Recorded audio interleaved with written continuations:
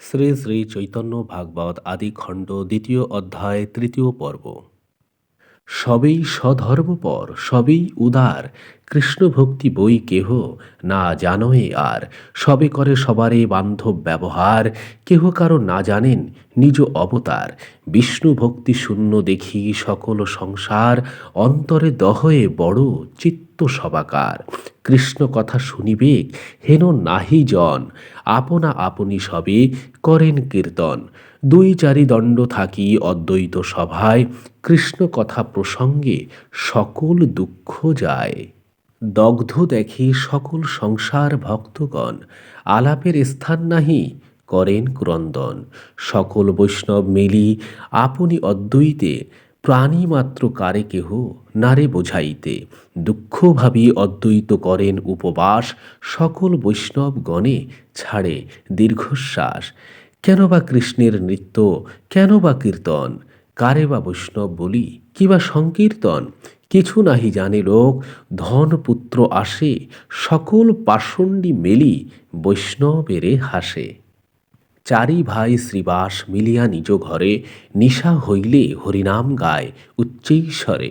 শুনিয়া পাষণ্ডী বলে হইল প্রমাদ, এ ব্রাহ্মণ করিবেক গ্রামের উৎসাদ। মহাতীব্র নরপতি যবন ইহার, এ আখ্যান শুনিলে প্রমাদ নদীয়ার। কেহ বলে এ ব্রাহ্মণে এই গ্রাম হইতে, ঘর ভাঙি ঘুচাইয়া ফেলাইমু স্রোতে। এ বামুনে ঘুচাইলে গ্রামের মঙ্গল, অন্যথা যবনে গ্রাম করিবে কবল। এই মতো বলে যত পাষণ্ডীরগণ, শুনি কৃষ্ণ বলি কান্দে ভাগবতগণ। শুনিয়া অদ্বৈত ক্রোধে অগ্নি হেন জলে, দিগম্বর হই সর্ববৈষ্ণবেরে বলে। শুনো শ্রীনিবাস গঙ্গাদাস শুক্লাম্বর, করাইব কৃষ্ণে সর্বনয়ন গোচর। সবা উদ্ধারিবে কৃষ্ণ আপনে আসিয়া, বুঝাইবে কৃষ্ণ ভক্তি তোমা সবা লইয়া। যবে নাহি পারো তবে এই দেহ হইতে, প্রকাশিয়া চারি ভুজ চক্র লইমু হাতে। পাষণ্ডীরে কাটিয়া করিমু দ্বন্দ্ব নাশ, তবে কৃষ্ণ প্রভু মোর মুই তার দাস। এই মতো অদ্বৈত বলেন অনুক্ষণ, সংকল্প করিয়া পূজে কৃষ্ণের চরণ। ভক্ত সব নিরবধি এক চিত্ত হইয়া, পূজে কৃষ্ণ পাদপদ্ম ক্রন্দন করিয়া। সর্বনবদ্বীপে ভ্রমে ভাগবতগণ, কোথাও না শুনে ভক্তি যোগের কথন।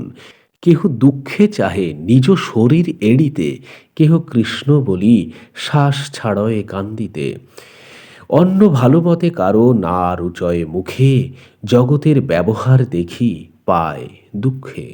ছাড়িলেন ভক্তগণ সর্ব উপভোগ, অবতরিবারে প্রভু করিলা উদ্যোগ। ঈশ্বর আজ্ঞায় আগে শ্রী অনন্ত ধাম, রাড়ে অবতীর্ণ হইলা নিত্যানন্দ রাম। মাঘ মাসে শুক্লা ত্রয়োদশী শুভ দিনে, পদ্মাবতী গর্ভে এক চাকা নাম গ্রামে। হারাই পণ্ডিত নামে শুদ্ধ বিপ্ররাজ, মূলে সর্বপিতা তানে করে পিতা ব্যাজ। কৃপা সিন্ধু ভক্তিদাতা প্রভু বলরাম, অবতীর্ণ হইলা ধরি নিত্যানন্দ নাম। মহা জয় জয় ধ্বনি পুষ্প বরিশন, সঙ্গোপে দেবতাগণ করিলা তখন। সেই দিন হইতে রাঢ় মণ্ডল সকল, বাড়িতে লাগিল পুনঃ পুনঃ সুমঙ্গল।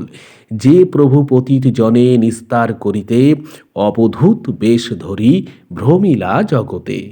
অনন্তের প্রকার হইলা হেন মতে, এবে শুনো কৃষ্ণ অবতরিলা যেন মতে।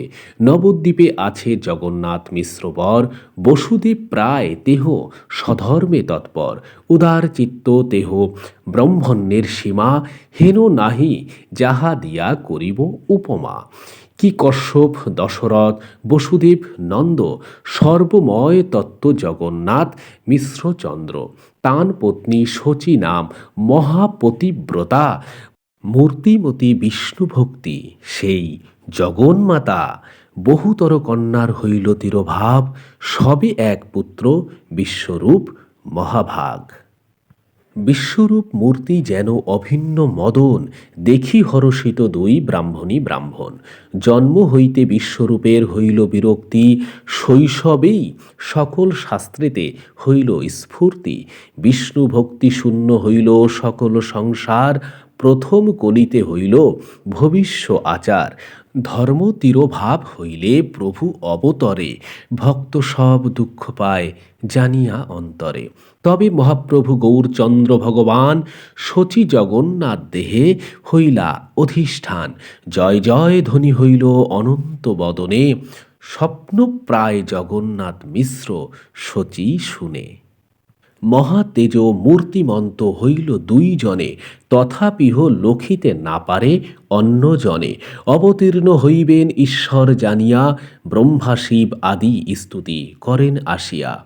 অতি মহাবেদ গোপ্য এ সকল কথা, ইহাতে সন্দেহ কিছু নাহিক সর্বথা।